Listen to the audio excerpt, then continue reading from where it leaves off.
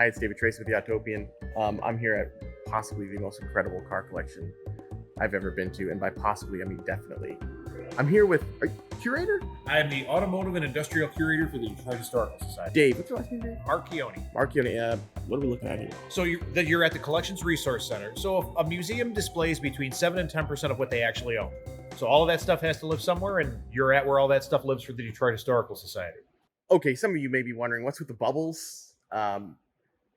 What is with the bubbles? Well, the bubbles. So the building you're in is an old Army quartermaster building, and if anybody that's ever been in an old building knows that through time and effort, they get a little dusty.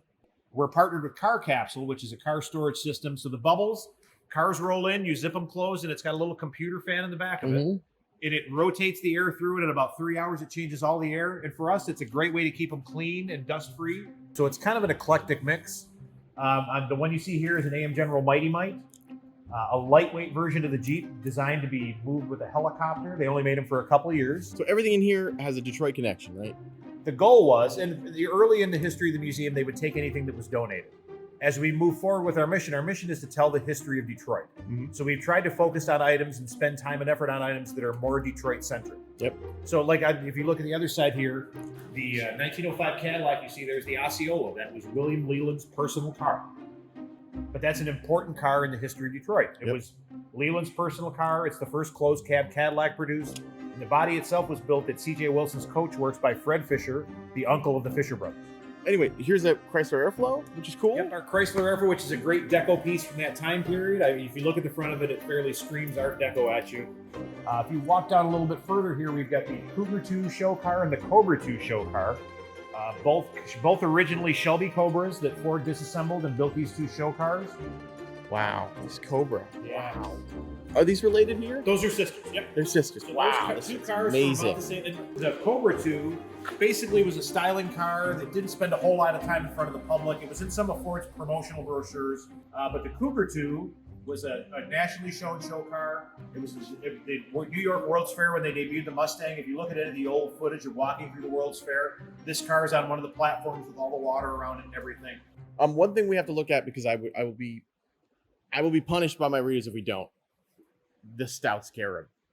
Yeah, we're very fortunate. So when Mr. Stout passed, we were the benefactor of his collection.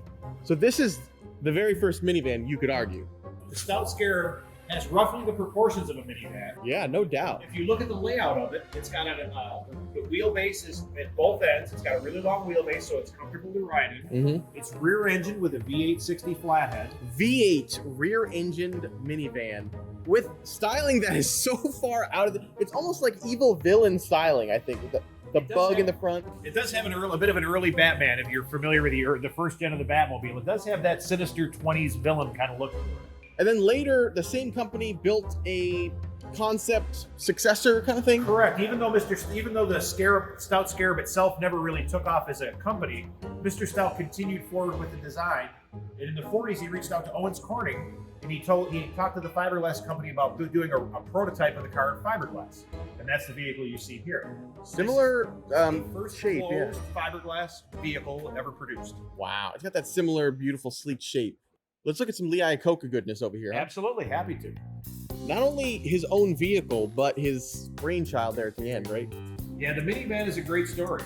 So Lee Iacocca had planned for the minivan at Ford. He'd taken it to the brass many times, and they just weren't interested in it. So when Iacocca went to Chrysler, there was a time when Chrysler was struggling.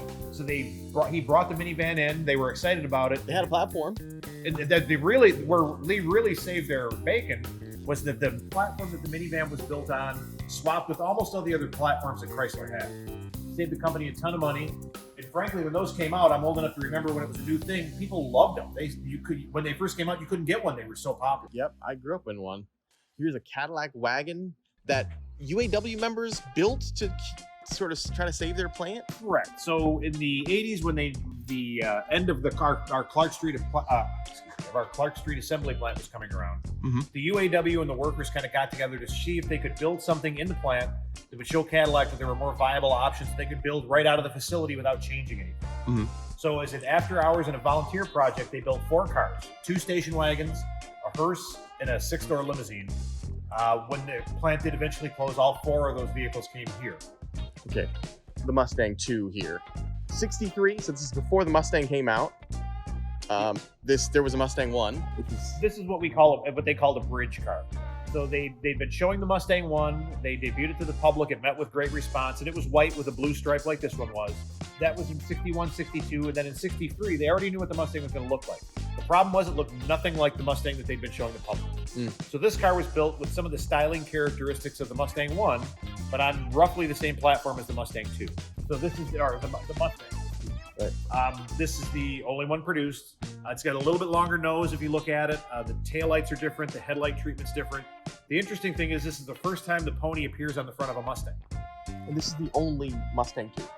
We've heard stories of other cars, but I've not seen another report of a substantiated complete Mustang 2. Okay, we have to look at this. It is a 2-ton motorcycle, kind of. It's the Scrips Booth by Autogo Super Sport, is its full name and pedigree. And it was built here in Detroit? It was built in Detroit. The Scrips Booth family here in Detroit then had newspapers. Now they have TV stations. So they had a media empire, and the cousin of the family, John Scrips Booth, was sent to Europe to kind of study and kind of figure out what he wanted to be when he grew up. He came back as an engineer and a fine artist. This is the only one produced, and essentially what it is, think of it as like an engineering exercise. So it's got the first water-cooled V8 ever produced. The copper tube that runs the side of it is all cooling, but essentially when you're going down the road, it's running on just the front and rear wheels. And then when you slow down or when you stop, the downriggers here they're lever actuated, so you would click those down until it's supported to weight, and then reverse the process when you come up to speed.